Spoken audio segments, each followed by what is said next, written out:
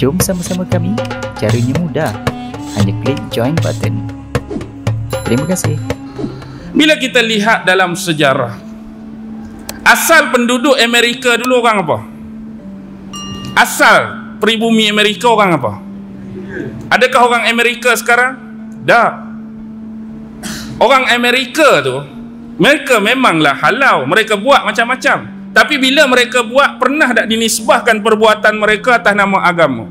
Atau masa tu orang yang halau tu memang Allah diniyun etis? Tuan-tuan rasa orang yang buat dekat orang Red Indian masa tu, mereka tak ada agama ke? Mereka ada agama tetapi agama tu tak diangkat. Mereka etis ke? Mereka Kristian masa tu? Tak ada agama ke Kristian, tuan-tuan? Kristian. Tapi naik tak nama tu? Tak naik. Masa pribumi Australia dibuat benda yang sama seperti Red Indian, yang jadi hari ni Mak Saleh Australia, benda sama. Tapi bila mereka buat, naik tak nama agama mereka? Tak naik. Dalam sejarah Perancis, dalam sejarah Britain, dalam sejarah di Spanyol, paling banyak tak naik nama agama, tak naik pemeluk agama. Tapi hak mana laginya kejam sebenarnya? Adakah Islam saja bila berlaku pada orang Islam kita nampak kejam? Bila mereka buat, langsung ditutup sejarah. Bila kita buat, naik nama umat Islam. Bila kita buat, naik nama Islam. Bila mereka buat, dia sebutlah sifat-sifat kemanusiaan, kebebasan, perjuangan, pengorbanan agama. Mereka timbun rapat-rapat. Ni berlaku. Kalau nak kira jahat ni, siapa pun boleh jadi jahat, tuan-tuan. Seseorang akan jadi jahat bila dia gulu, bila dia melampaui batas, dia jadi radikal, dia jadi ekstremis. Sesiapa pun.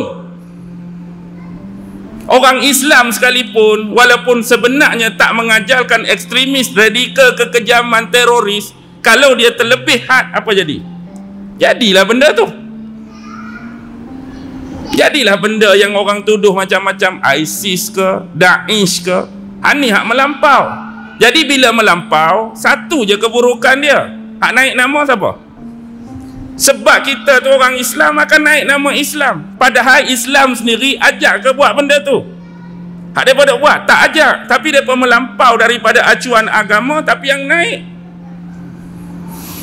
Padahal berlambak lagi teroris-teroris, ekstremis-ekstremis, radikal-radikal atas nama Buddha, atas nama Hindu, atas nama Yahudi, atas nama Kristian. Tapi tak naik. Apa yang berlaku sejak abad berabad sejarah tak pernah lupa sampai hari ini yang Zionis buat kat Palestin. Siapa pernah tuduh Zionis teroris? Dunia pernah cap mereka teroris ke? Tak pernah pun. Dunia pernah cap mereka penjenayah ke? Tak pernah pun. Dunia mereka pernah cak mereka penjahat? Tak pernah. Kenapa ada dualism di sini? Kenapa pilih kasih? Kerana apa? Why? Sebab iklam ada dengan mereka. Apa dia iklam? Informasi. Apa dia iklam? Penyiaran. Apa dia iklam? Media mainstream. Jadi pelaporan yang diberikan mungkin berlaku berat sebelah. Mungkin fitnah memfitnah. Mungkin cerita tak betul dibetulkan. Mungkin cerita sebenar ditutup. Sebab hari ini dalam dunia global, siapa yang boleh pegang informasi media, dia akan boleh kawal dunia. Betul atau tidak kenyataan macam ni? Betul. Tuan-tuan boleh kawal dunia. Dengan berita-berita palsu tuan tabur dan viralkan dalam masyarakat, berkemungkinan orang percaya dengan cerita tu. Cerita tu tak ada asas pun, cerita tu tak betul pun. Tapi dengan buat kerit, gaya penceritaan, gaya tulis apa menyebabkan menimbulkan kepercayaan orang pada cerita yang kita tabur dan viralkan. Oh, dia ni tak sangka betul buat kerja macam ni. Padahal tak ada kena mengena pun hak orang tu. Dia edit muka tu, ambil muka orang ni. Jadi menyebabkan kita percaya. Jadi orang berimam ke, kopiah ke, sorban ke, dia tak kira siapa. Dia termakan saja, memang itu adalah kejayaan bagi mereka. Hari ini melalui ilmu-ilmu yang mereka dapat, yang mereka ambil daripada pelajar-pelajar dan student yang mereka hantar pada zaman Dark Age. Tuan-tuan, dulu Eropah, dulu Barat, zaman Dark Age, zaman kegelapan. mereka menjadi pelajar, mereka menjadi student, mereka menjadi murid dinasti Islam. Sama ada di Baghdad, sama ada di mana? Di Andalusia, sama ada di Osmaniyah. Tetapi mereka bekerja keras, sungguh-sungguh bawa balik ilmu ni dan mereka renovate dan inovasikan balik.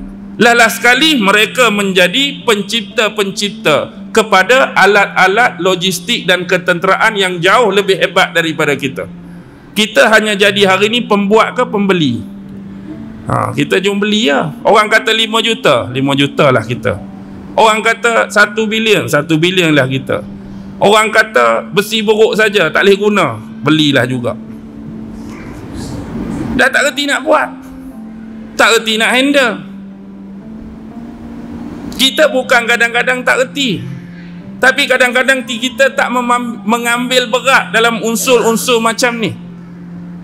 Tak diberikan pattern-pattern dan kepercayaan untuk menguruskan benda ni. Kita berasa benda lain lebih besar daripada benda-benda ni. Sedangkan dalam Islam menyebut antara yang menjadi keperluan dalam negara ialah sistem pertahanan dia. Sebab kita tak tahu apa nak jadi kan. Kena ada kereta kebal, kena ada bom, kena ada pelancar roket, kena ada kapal terbang, kena ada helikopter, kena ada jet pejuang. Jadi kita hari ni bukan buat sendiri, tapi beli hak orang. Kita hanya jadi pemesan, kita hanya jadi pengorder saja. Yang hantar orang ni hantar, orang ni hantar, orang ni hantar. Kadang-kadang mereka jadikan benda ni sebagai satu bisnes, bukan satu keperluan. Kita orang Islam melihat dia satu keperluan untuk kita defend agama kita, defend umat Islam. Benda-benda ni jadi penting. Tetapi musuh-musuh Islam menjadikan barang ni barang dagangan. Melalui politik, mungkin mereka boleh caturkan dua negara Islam biar bergaduh, biar bertelagah, yang akhirnya dua negara Islam ni akan bertempur, akan berperang. Masalah politik ke, masalah apa ke yang menyebabkan perlunya penggunaan senjata ni. Nak buat tak reti, akhirnya hang belilah ngaku. Hak ni pun dia jual, hak ni pun dia jual. Hak berperang siapa? Orang Islam. Hak mati orang Islam, hak tertipu orang Islam. Dia jom buat kacau, dia jom buat fitnah, dia yang dapat untung dan laba. Cerdik tak? Cerdik tak?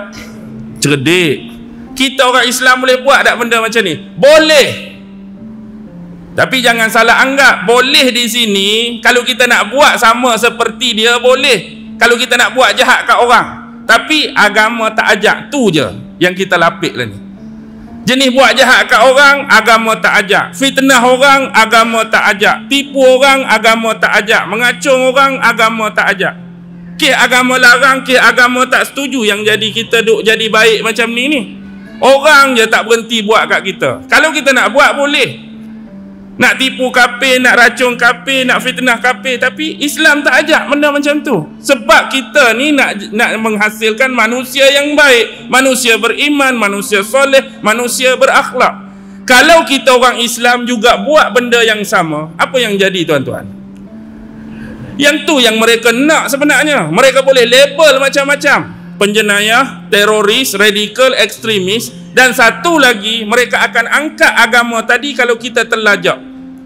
Bila kita terbuat benda-benda hak agama larang, bila kita terbuat hak agama tak suruh, apa yang lebihnya agama yang kami pegang dengan kamu Islam tu? Kamu kata Islam bagus, Islam ni tengok apa yang orang kamu dah buat.